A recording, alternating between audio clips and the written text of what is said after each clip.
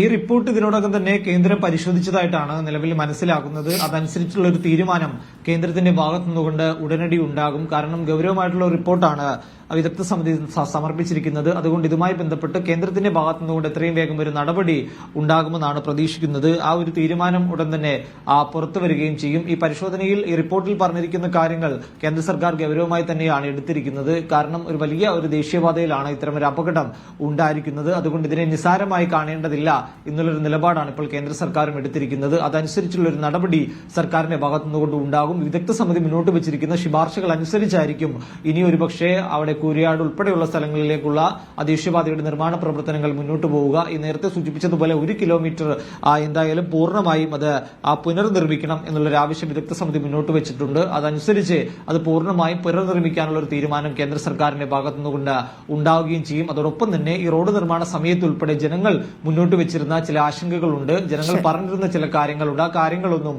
ഇതുവരെയും പരിഗണിക്കപ്പെട്ടിട്ടില്ല. അല്ലെങ്കിൽ ആ ആശങ്കകളൊന്നും മുതലേക്ക് എടുക്കാതെയായിരുന്നു ഇത്തരം ഒരു നിർമ്മാണം അവിടെ നടന്നത് എന്ന കാര്യം കൂടി വിദഗ്ധ സമിതിയുടെ റിപ്പോർട്ടിൽ ചൂണ്ടിക്കാട്ടുകയും ചെയ്യുന്നുണ്ട്.